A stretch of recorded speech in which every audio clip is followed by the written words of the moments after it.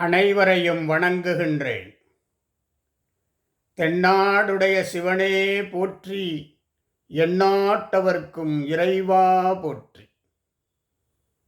இன்று திருவாசகத்திலிருந்து ஒரு பாடலினை நாம் சிந்தித்து பேசவிருக்கின்றோம்.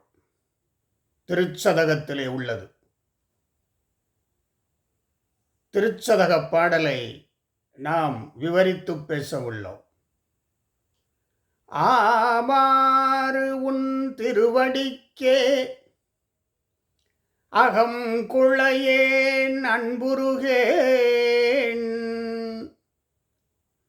பூமாலை புனைந்தேத்தேன் புகழ்ந்துரையேன், புத்தெழிற்கோமான் நின் திருக்கோயில் தூகேன் மெழுகேன் கூத்தாடேன், சாமாரே விரைகின்றேன் சதுராலே சார்வானே.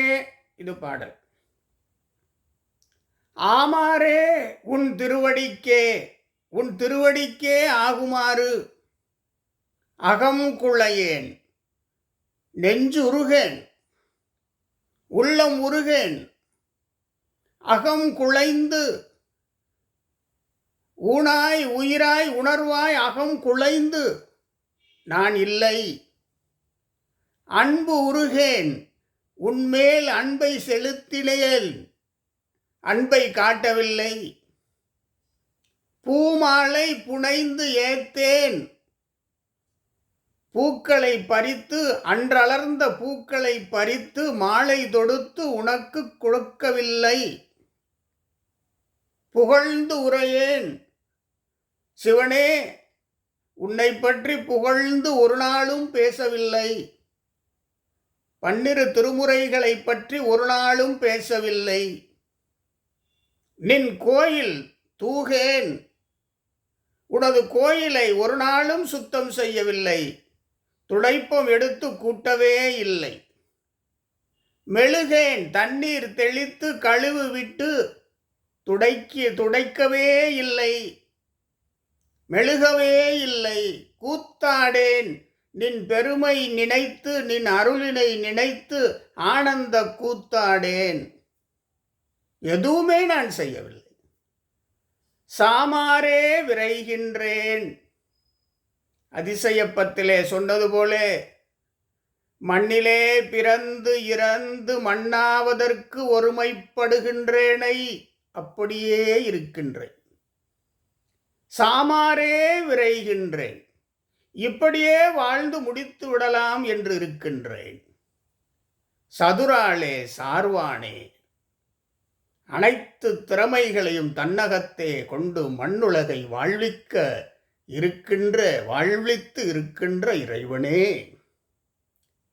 இதிலிருந்து நாம் தெரிந்து கொள்வது, நாம் இறைவன் மீது அன்பாக இருக்க வேண்டும், அன்பாலே உருக வேண்டும், அகம் குழைந்து உள்ளத்திலே இறைவன் இருப்பது போல நினைந்து இருக்க வேண்டும், தினந்தோறும் பூமாலை தொடுத்து இறைவனுக்கு தர வேண்டும், கோவில் உளவாரப் பணி செய்ய வேண்டும், ஆனந்த கூத்தாட வேண்டும்.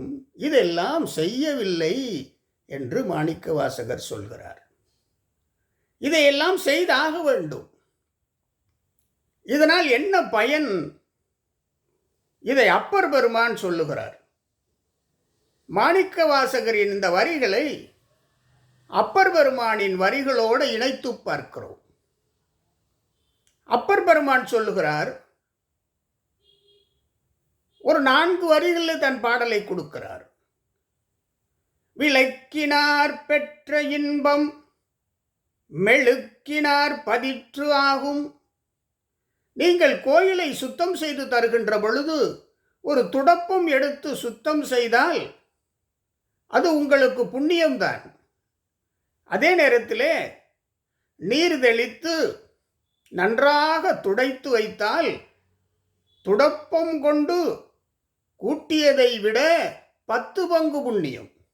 பாருங்கள், அப்பர் பெருமான் உடைய அபூர்வ வரிகள். விளக்கினார் பெற்ற இன்பம் மெழுக்கினார் பதிற்று ஆகும். 10 பங்கு பயன் கிடைக்கும், புண்ணியம் கிடைக்கும். சாதாரணமாக ஒரு துடைப்பம் எடுத்து கோவிலை கூட்டுகிறோம், குப்பையை நீக்குகிறோம். அதற்கடுத்து தண்ணீர் தெளித்து கழுவி விட்டு நீங்கள் சொல்லுகிறீர்கள் அல்லவா மாப்பு போடுதல் என்று. அதுதான் தண்ணீர் தெளித்து துடைத்து சுத்தப்படுத்தி வைத்தால் 10 பங்கு புண்ணியம். அதைவிட துடப்பம் எடுத்து கூட்டுவதை விட 10 பங்கு புண்ணியம். துளங்கு நல் மலர் தொடுத்தால் தூயவின் ஏறலாகும். கோவிலுக்கென பூக்களை பறித்து அந்த பூக்களை மாலையாக தொடுத்து துளங்கு நல் மலர், அதாவது ஒளிர்கின்ற மலர், அன்று அலர்ந்த மலர், அதை மாலையாக தொடுத்து இறைவனுக்கு கொடுத்தால், துளங்கு நல் மாலை தொடுத்தால் தூயவின் ஏறலாகும். எவ்வளவு பெரிய புண்ணியம் பாருங்க. அந்த ஆன்மா தூயவின் ஏறலாகும். மூன்றாவது சொல்லுகிறார், விளக்கிட்டார் பேரு சொல்லின் மெய் நெறி ஞானமாகும். கோவிலிலே விளக்கினை ஏற்றி வைக்க வேண்டும். கோவிலிலே ஆங்காங்கே விளக்கினை ஏற்றி வைத்து முழுமையான வெளிச்சத்தினை கோவிலுக்கு கொடுத்தால் அது மெய் நெறி ஞானம் தரும். மெய்நெறி ஞானத்தை அந்த பக்தருக்கு கொடுக்கும். அடுத்து சொல்லுகிறார், அளப்பில் கீதம் சொல்வார்க்கு அடிகள்தாம் அருளுமாறே. அளப்பில், அளப்பு என்றால் அளவு, அளப்பிலா, அளப்பில், அளப்பு பிளஸ் இல், அளப்பில், அளப்பிலா கீதம், அளப்பில் கீதம் சொல்வார்க்கு அடிகள்தாம் அருளுமாறே. என்ன அர்த்தம்? கீதம் சொல்வார்க்கு, 12 திருமுறைகளை பாடுவார்க்கு, இறைவனை போற்றி பாடுவார்க்கு இறைவனே வந்து அருள் செய்வாராம். அப்பர் பெருமான் சொல்லுகிறார். இதை மாணிக்கவாசகர் நான் இதையெல்லாம் செய்யவில்லை அப்படி என்று சொன்னால் இதையெல்லாம் செய்யுங்கள் என்று நமக்கு சொல்கிறார். மாணிக்கவாசகர் தன்னுடைய பாடலிலே நான் இதையெல்லாம் செய்யவில்லை, ஆமாறு உன் திருவடிக்கே அகம் குழையேன் அன்புருகேன் பூமாலை புனைந்து ஏத்தேன் செய்யவில்லை. இதிலிருந்து நாம் என்ன தெரிந்து கொள்கிறோம் என்றால், இதையெல்லாம் நாம் செய்ய வேண்டும். அதுதான் இறையருள். இறையருளை பெறுவதற்கு இதெல்லாம் செய்ய வேண்டும். இறைவன் மீதான அன்பினை இதெல்லாம் காட்டுகின்றது. இதை அப்பர் பெருமான் இதையெல்லாம் செய்வதால் உனக்கு என்ன பயன் என்று தன்னுடைய தேவார பாடலிலே சொல்லுகிறார். எப்படி ஒப்பிட்டு பாருங்கள், அப்படியே இருக்கிறது. இங்கே நின் திருக்கோயில் புத்தளிர் கோமான், 7 உலகத்திற்கு தலைவனே சிவபெருமானே, நின் திருக்கோயில் தூகேன், நான் கூட்டவே இல்லை, குப்பைகளை நீக்கவே இல்லை. மெழுகேன், நீர் தெளித்து தண்ணீர் தெளித்து துடைத்து மெழுகி வைக்கவில்லை. கூத்தாடேன். ஆனால் இங்கே அப்பர் விளக்கினார் பெற்ற இன்பம் மெழுக்கினார் பதிற்று ஆகும். நீர் கோயிலை சுத்தம் செய், உழவார பணி செய், நீ பெறப்போகிற இன்பம் 10 பங்கு பெருகும். சாதாரணமாக கோயிலை கூட்டி அதில் உள்ள குப்பைகளை பெருக்கி தூரத்திலே அதை வைக்க வேண்டும். அதைவிட நீ தண்ணீர் தெளித்து கழுவி விட்டு துடைத்தாயானால் உனக்கு 10 பங்கு இன்பம் ஐயா, 10 பங்கு புண்ணியம். நல்ல துளங்கு நல் மலர் தொடுத்தால் தூயவின் ஏறலாகும். விளக்கிட்டார் பேரு சொல்லின் மெய் நெறி ஞானமாகும். எப்படி சொல்லியிருக்கிறார் பாருங்கள். ஆக உழவார பணி என்பது மிக மிக முக்கியம். நாம் அதை மேற்கொள்ள வேண்டும். இந்த பாடல் மாணிக்கவாசகருடைய பாடல், அப்பருடைய பாடல் இரண்டும் பொருந்தி வருகிறது. இதிலிருந்து நாம் எடுத்துக்கொள்ளுகின்ற நன்னெறி, இறைவன் மீது அன்பு செலுத்த வேண்டும். மக்கள் மீது அன்பு செலுத்த வேண்டும். அகம் குழைந்து உள்ளம் உருக வேண்டும். இறைவன் மீது உள்ளம் உருக வேண்டும். ஊன் உருக வேண்டும். என்பு உருக வேண்டும் இறைவன் மீது. இறைவனுக்கு பூமாலை நாம் தொடுத்து கொடுக்க வேண்டும்.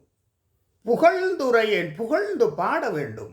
இறைவனுடைய திருநாமங்களை புகழ்ந்து பாட வேண்டும்.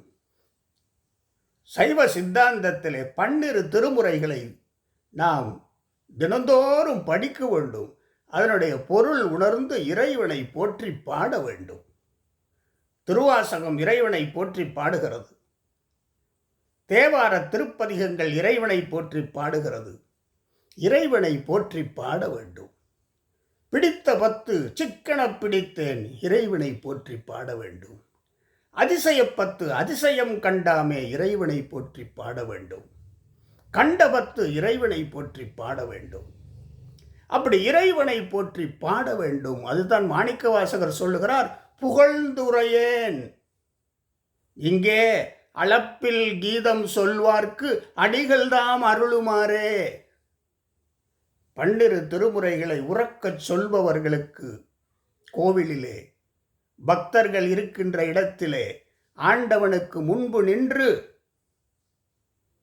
அளப்பில் கீதம் சொல்வார்க்கு அடிகள்தாம் அருளுமாறே, இறைவனே நேரில் வந்து அருள் செய்வான். இந்த 2 நாம் நிறைய நன்னெறிகளை தெரிந்து கொள்ளுகிறோம்.